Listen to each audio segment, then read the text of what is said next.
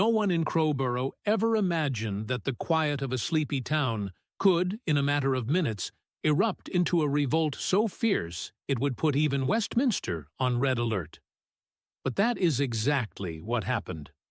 And what no one in the corridors of power wants to admit is that this may have been the biggest rift between people and government since the 2015 migration crisis. For many Britons over 45, this episode is not just another news story.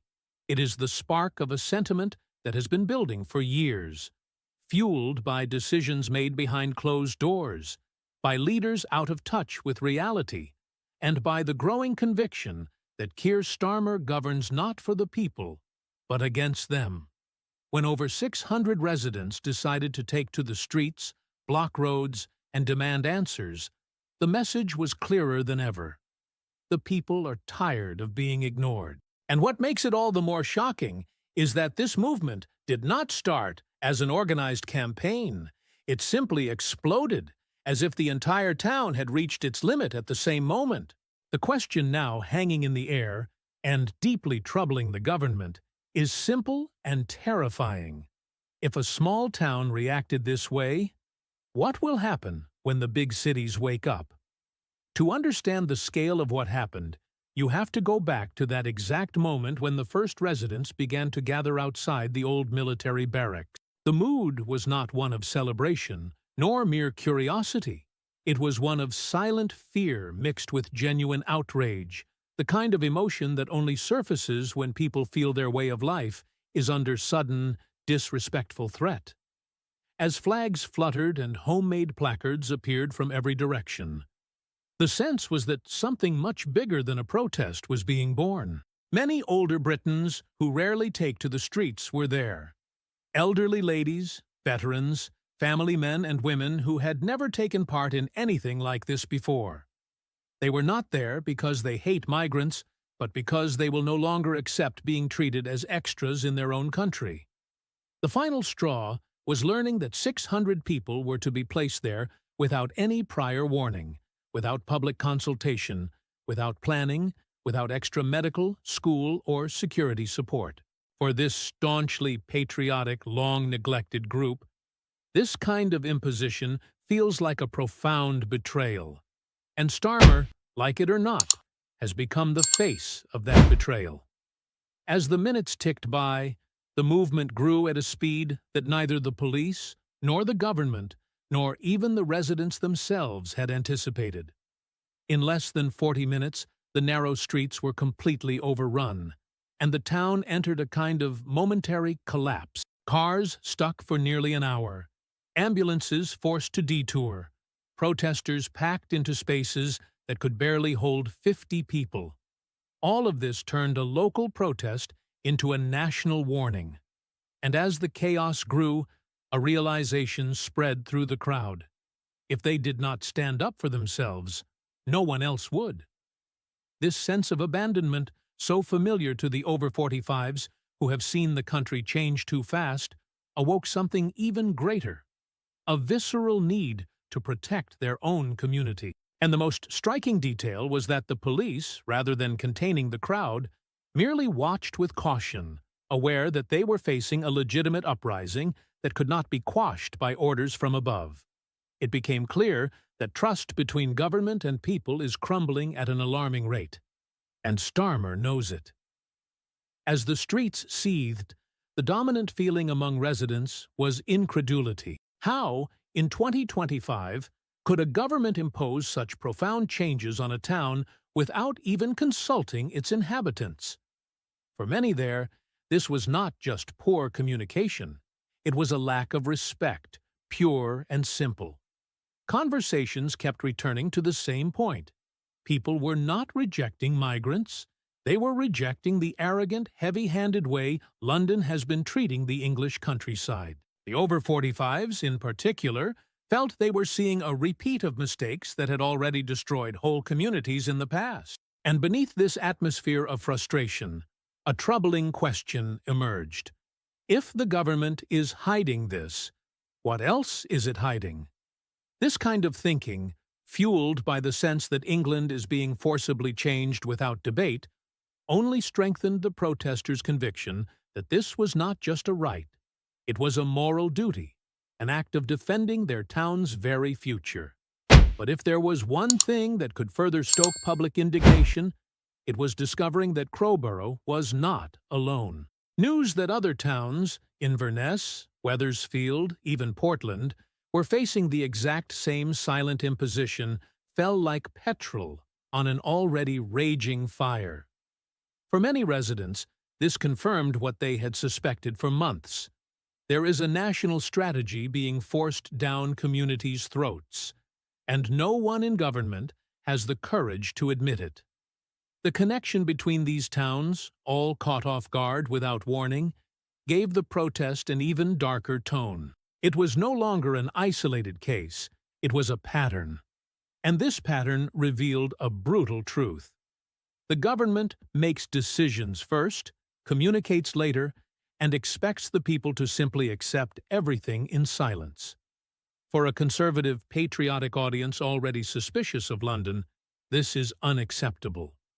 It is the final proof that Westminster has lost all touch with the real people, those who pay taxes, keep the country running, and now find themselves treated as mere statistical details. The stories coming from these other towns were almost carbon copies.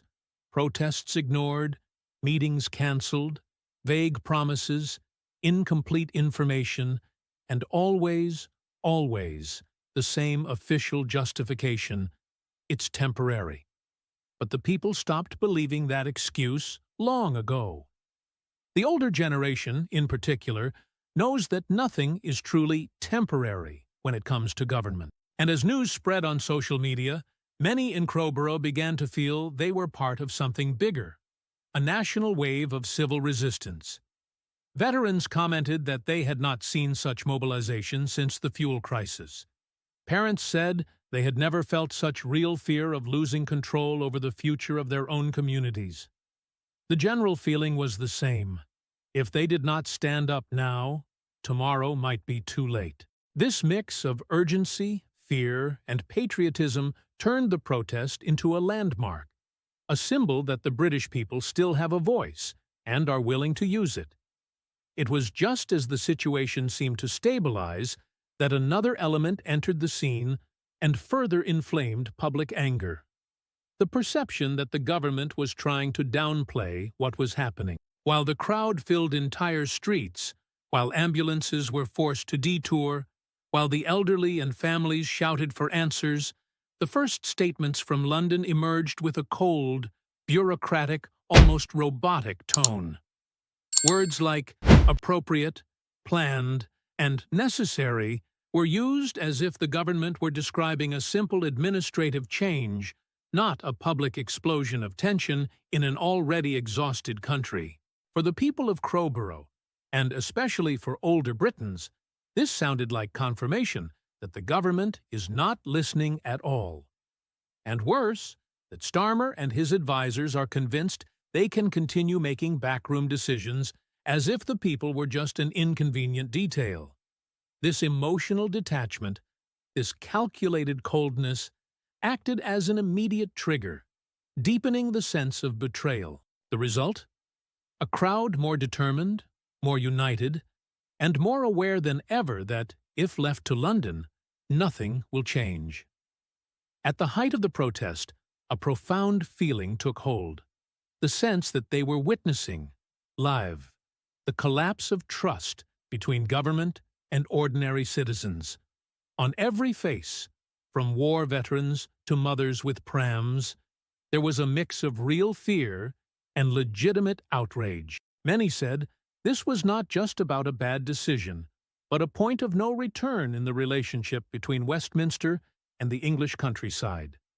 And when news began to circulate that more towns were preparing to demonstrate, something even bigger emerged: the sense that the whole country was on the brink of a new phase of direct confrontation with the central government. For the over 45s, who have lived through more stable times and who uphold British traditions and values, this moment was not just political.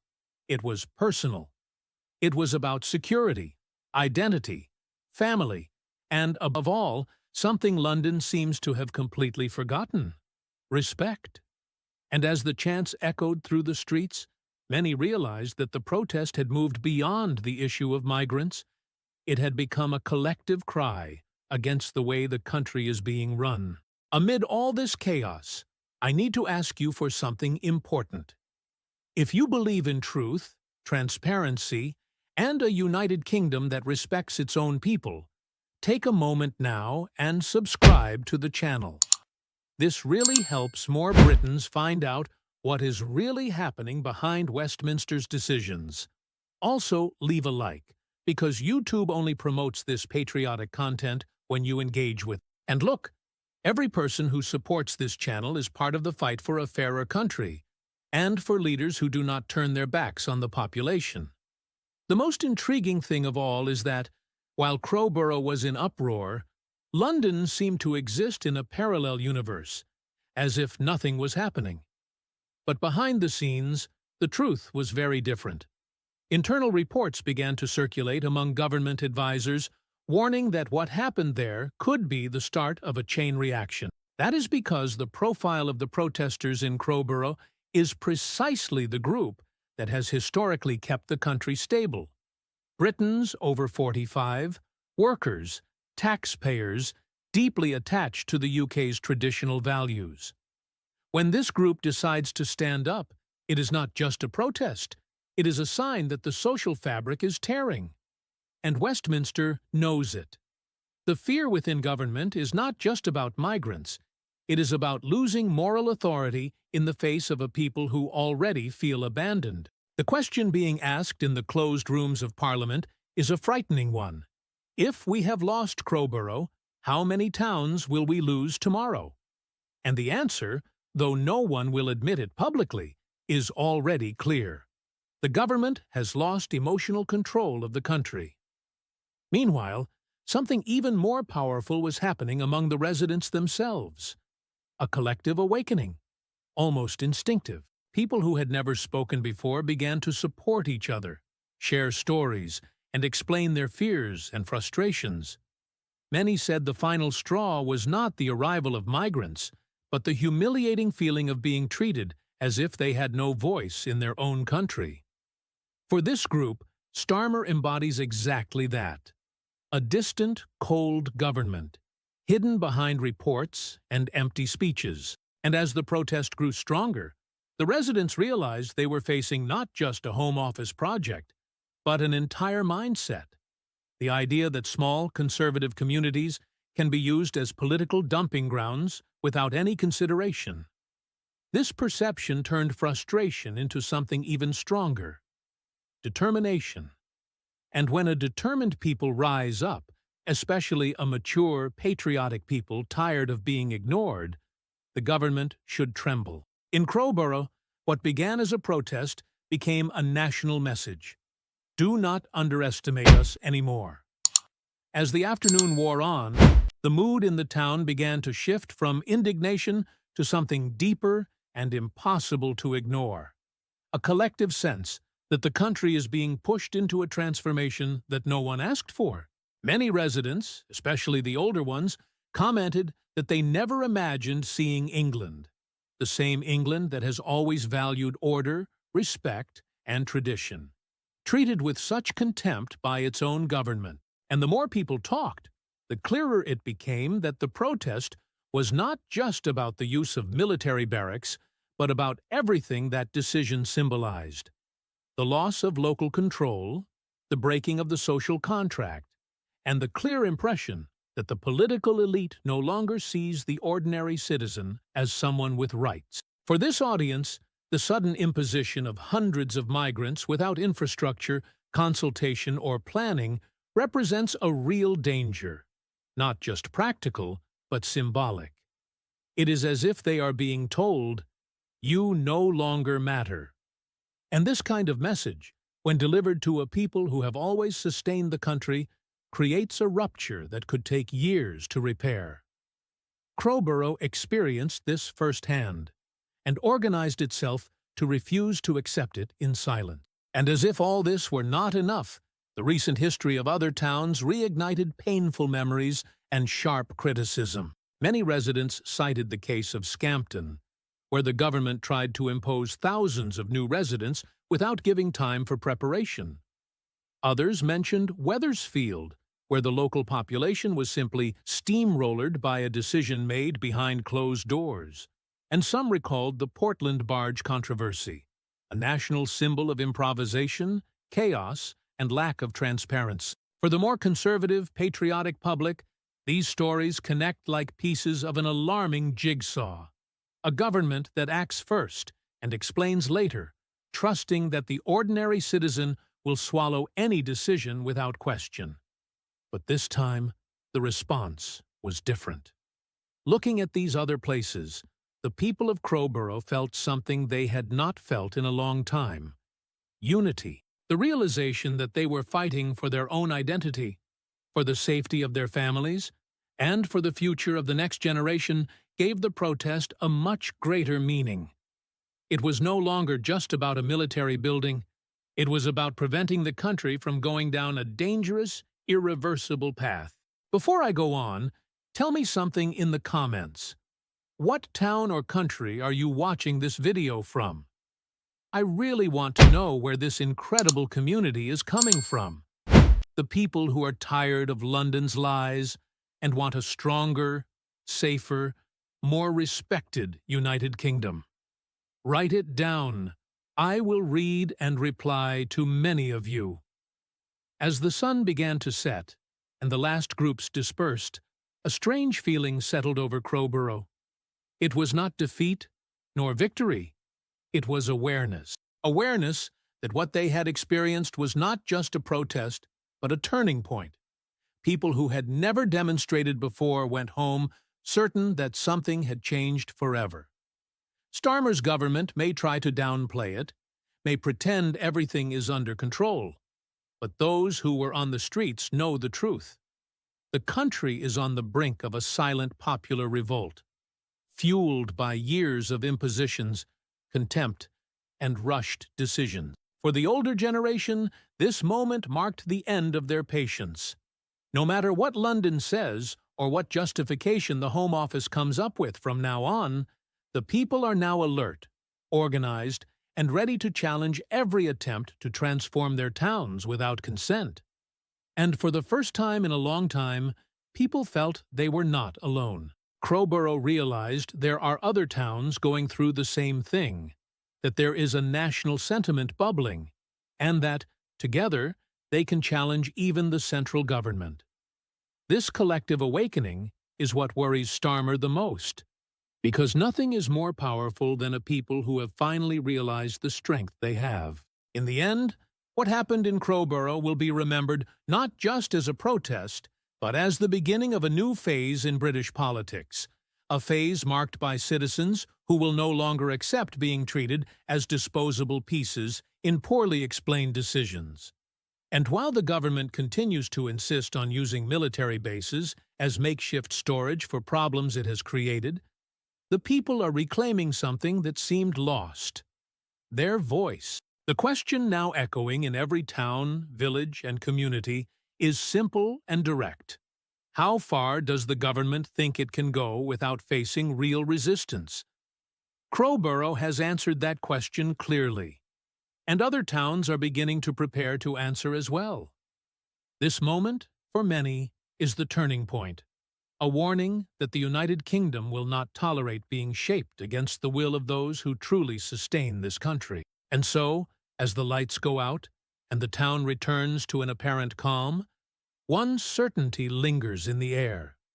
This conversation is not over. It is only just beginning. And now, unlike before, the people are ready to fight to the end for the future of their land, their identity, and their freedom.